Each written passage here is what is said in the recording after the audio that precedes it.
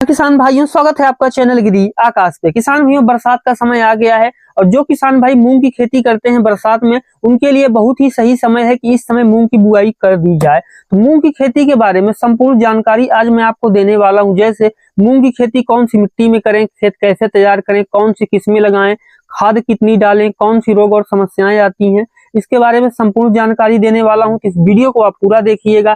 Channel पे पहली बार आए हैं सब्सक्राइब कर लीजिएगा, क्योंकि यहाँ पर मैं आपके लिए खेती बाड़ी से जुड़ी हुई ऐसी ही महत्वपूर्ण वीडियो बनाता रहता हूँ। तो चलिए शुरू करते हैं। तो बात करें किसान भाइयों की मूंग की खेती कौन सी मिट्टी में करें, तो आप मूंग की खेती कई तरह की मिट्टियों में कर सकते हैं। मिट्टी जो है बहुत ज्यादा नमकीन नहीं होनी चाहिए और खेत में पानी नहीं रुकना चाहिए, और किसी भी तरह की जो मिट्टी है वहां पे आप आसानी से खेती कर सकते हैं। अगर मैं बात करूं कौन सी मिट्टी इसके लिए सबसे अच्छी होती है, तो दोमट और रेतीली दोमट जो मिट्टी है इसके लिए काफी अच्छी मानी जाती है। खेत की तैयारी के लिए लगभग आप किसान भाइयों एक फद्दो जुताई कर लीजिए, उसमें लगभग 5 से 10 टन जो है 1 एकड़ में गोबर की खाद डाल दीजिए। उसके बाद खरपतवार निकाल करके एक जुताई और कर दीजिए।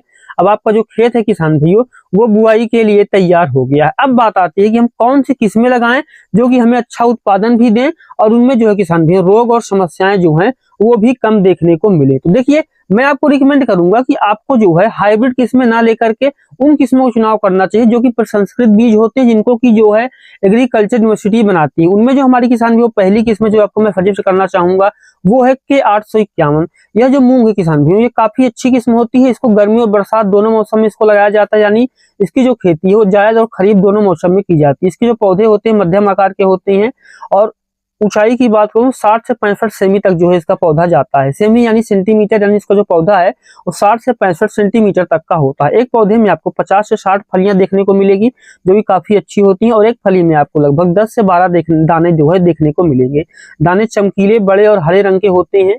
तो ये किस्म काफी अच्छी है। जो हमारी दूसरी वैरायटी है ये है पंत मूंग 3।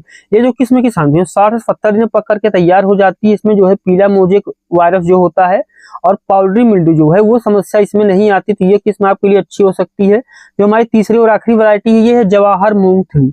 इस किस्म की अगर मैं बात करूँ गर्मी और बरसात दोनों मौसम में लगा सकते हैं, और इस किस्म की जो किसान भाई फलियां होती हैं वो गुच्छों में लगती हैं। इस फली में जो है किसान भाई अगर आप एक फली इसकी देखेंगे तो 8 से 11 दाने देखने को मिलेंगे, जबकि किसान भाई दाने जो हैं अगर 100 दानों का हम वजन करेंगे तो 3.5 से 4.5 ग्राम इनका वजन होता है। और यह भी जो किस्म है पीला मोजेक और जो पाउडरी मिल्ड्यू समस्या है, रोग है, उसके प्रति जो है किसान भाई यह भी प्रतिरोधी है। तो ये समस्या भी जो है इसमें आपको नहीं देखने को मिलेगी। और अब बात आती है किसान भाइयों कि कितना बीज लगेगा, बीज को कैसे उपचारित करेंगे। देखिए, 1 एकड़ अगर खेती की मैं बात करूं तो मूंग में अगर बरसात में अगर आप कर रहे हैं तो 8 से 9 किलो बीज की आपको जरूरत पड़ती है। अगर आप बरसात के समय में मूंग की खेती करते हैं तो सिर्फ 8 से 9 किलो, लेकिन गर्मी में अगर आप करते हैं तो 12 से 15 किलो बीज की जरूरत पड़ती है। मिट्टी में कई तरह की समस्याएं होती हैं, बीज में भी होती हैं, तो आगे चलकर कोई दिक्कत ना हो उसके लिए किसान भाइयों आप ले सकते हैं कैप्टान या फिर थीरम ले सकते हैं। 3 ग्राम जो है किसान भाइयों को लेना है और 1 किलो बीज को जो है इसमें उपचारित करना है।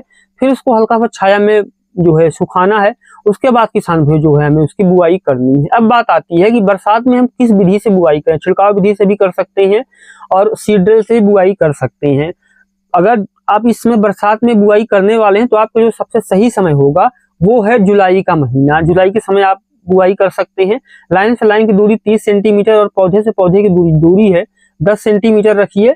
और किसान भी इसको जो बीज है उसको 4 से 6 सेंटीमीटर की जो गहराई है उसमें बो सकते हैं। अब बात आती है कि हम कौन सी खाद डालें और खाद का शेड्यूल इसमें हम क्या रखें। देखिए, बुआई के समय आप 1 एकड़ में किसान भाइयों जो है 100 kg यानी लगभग आप 1 क्विंटल 1 एकड़ में डीएपी डाल सकते हैं। उसके अलावा भी आपको कुछ नहीं डालना है।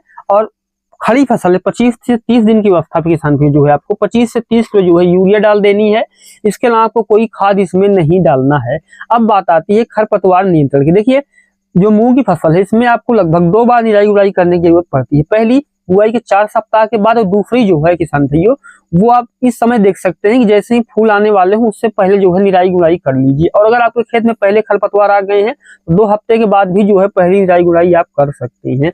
इसके अलावा किसान भाइयों अगर आप हाथ से खरपतवार नियंत्रण नहीं कर सकते हैं तो बुआई के 2 दिन के अंदर आपको 1 लीटर पेंडिमेथलिन लेनी है और उसको किसान भाइयों 2 फिल्टर पानी मिला करके जो है स्प्रे कर देना है। इससे जो है खरपतवार वाली समस्या आपकी फ्री हो जाएगी। अब बात आती है सिंचाई की। देखिए, बरसात में बारिश होती रहती है तो सिंचाई की बहुत ज़्यादा जरूरत नहीं पड़ती है। गर्मी में तो बहुत बार सिंचाई की जरूरत पड़ती है, लेकिन बरसात में ऐसा नहीं होता। अगर बरसात नहीं हो रही है तब आपको 2 से 3 सिंचाई की जरूरत पड़ेगी। ध्यान दीजिए सिंचाई किस समय करना है और कब बंद कर देना है, ये सबसे महत्वपूर्ण चीज है। देखिए लगभग आपको जो फूल आ रहे हैं उस समय सिंचाई में बिल्कुल भी जो है कोताही नहीं करनी, सिंचाई कर देनी है। और बुआई के 55 दिन बाद जो है आपको सिंचाई बंद कर देनी है। पौधा विकास कर रहा हो, अगर बारिश नहीं हुई तो आप सिंचाई कर दीजिए। फूल अगर आ रहे हैं तो उस समय सिंचाई करना जो है किसान भाइयों आप बिल्कुल भी मत भूलिए। और जैसे ही 55 दिन हो जाए आपको जो है सिंचाई करना वो है बंद कर देना है। अब सबसे महत्वपूर्ण बात किसान भाइयों आती है कि बहुत सारे कीट और समस्याएं आती हैं, किसान भाई इनको समझ नहीं पाते हैं। बाद में स्थिति ये हो जाती है कि बहुत सारी समस्याओं को उनको सामना करना पड़ता है और उनका जो उत्पादन है वो भी कम हो जाता है। हम बात करते हैं उन कीटों की जो सबसे ज्यादा परेशान करते हैं। उनमें जो सबसे पहला कीट है जो कि किसान भी रस चूसने वाला कीट है, जिसको कि कहीं पर जैसिड बोलते हैं या फिर एफिड बोलते हैं, या फिर हमारे यहाँ इसको सफेद मक्खी भी हम लोग बोलते हैं। अगर आपको इसका संक्रमण दिख रहा है तो आपको लेना है मेलाथियन 375 ml लेना है, या फिर आप डाईमेथोएट ले सकते हैं, इसको 250 ml लेना होता है। इसको किसान भाइयों को पानी मिलाकर के स्प्रे करना है तो सफेद मक्खी जो है वो नहीं आएगी। जो अगली किसान भाइयों बड़ी समस्या है उसको बोलते हैं ब्लिस्टर बीटल। जी हाँ किसान भाइयों, ये फूल आने के समय नुकसान पहुंचाते हैं और ये फूल और जो मुलायम कली है उसको खा लेते हैं, जिससे कि जो है अनाज जो है वो बन नहीं पाता है। तो अगर इसको आपका संक्रमण दिख रहा है तो इसके लिए आप क्या करेंगे, इसके लिए किसान भाइयों आपको लेना है एसी फेट 7580। इसको किसान भाइयों आपको 800 ग्राम लेना है। और इसका अगर आप यूरिया के साथ में भी जो है मिलाकर कर सकते हैं, मिट्टी के साथ में भी कर सकते हैं, क्योंकि फूल आते समय आप यूरिया डाल नहीं सकते, तो मिट्टी मिलाकर के आप खेत में छिड़काव कर देंगे तो किसान भाई ये समस्या नहीं आएगी। लेकिन अगर आप पहली बार स्प्रे कर रहे हैं, माफ कीजिएगा पहली बार अगर आप इसका छिड़काव कर रहे हैं मिट्टी मिला करके, तो शाम के समय करें। और अगर एक बार में समस्या नहीं हल हो रही 10 दिन बाद दूसरी बार कर दीजिए, ये समस्या नहीं आएगी। अब जो सबसे बड़ा कीट है वो है फली छेदक। जी हाँ किसान भाई, ये एक बहुत ही गंभीर कीट है और ये फसल के जो उत्पादन है उसको भारी नुकसान पहुंचाता है। अगर इसका संक्रमण दिख रहा है तो किसान भी आपको क्या करना है, इसके लिए आपको लेना है स्पाइनोसेड 4580। इसको लेना है 60 ml, पानी मिलाकर के स्प्रे कीजिए, ये समस्या नहीं आएगी। और अगर एक बार में समस्या हल नहीं हो रही है 2 सप्ताह के बाद आप दूसरी बार स्प्रे कर दीजिए, ये समस्या बिल्कुल ही गायब हो जाएगी। जो तीसरी कीट है किसान भाई प्रमुख, वो है तंबाकू इल्ली। यदि इसका संक्रमण आपको दिख रहा है तो आपको लेना है एसी फेट 57 SP 800 ग्राम, और इसको भी किसान भाई मिट्टी मिलाकर के जो है आप डाल सकते हैं, तो ये समस्या नहीं आएगी। अगली जो समस्या है वो है बालदार सुंडी। जी हाँ, बालदार सुंडी को नियंत्रण करने के लिए किसान भाई आपको जो है मिट्टी के तेल से आप इसको नष्ट कर सकते हैं, या फिर किसान भाइयों डाइक्लोरोवोस होता है उसका भी जो किसान भाइयों आप 200 ml का स्प्रे कर देंगे तो ये समस्या नहीं आएगी।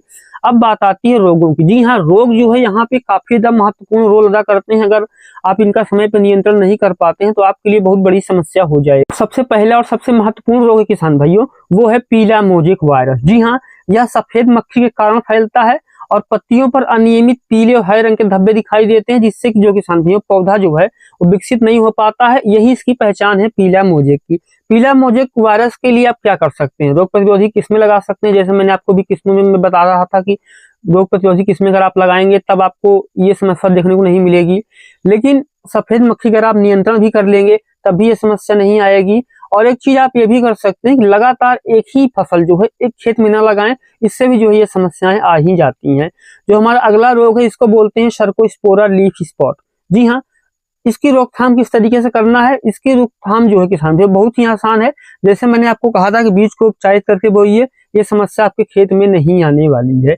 अब बात आती है किसान भाइयों की इसकी कटाई कैसे करें और कैसे हम इसको हार्वेस्टिंग करें। देखिए आमतौर पे जो है 65-70 दिन में जो मूंग की फसल है वो तैयार हो जाती है। जैसे ही आपकी 85% जो फलियां पक जाती हैं तो किसान भाइयों हमें जो है उसको हार्वेस्टिंग करना, चाहे इसको हम दरांती के सहायता से काट सकते हैं, हार्वेस्टर के सहायता से भी हार्वेस्टिंग कर सकते हैं, या फिर दरांती से काट सकते हैं। उसके बाद उसकी थ्रेसिंग करेंगे, फिर बीजों को जो किसान भाइयों में साफ करके धूप में सुखा लेना है। ये होता है किसान भाइयों मूंग की खेती का सही तरीका। बरसात में अगर आपकी ये खेती करने वाले हैं तो आपको इससे बहुत मदद मिलेगी। ये वीडियो कैसा लगा आपको कमेंट सेक्शन में जरूर लिखिएगा। चैनल पे पहली बार आए हैं सब्सक्राइब कर लीजिएगा। तो मिलते हैं किसी एक और वीडियो को नए टॉपिक के साथ। वीडियो देखने के लिए आपका बहुत बहुत धन्यवाद।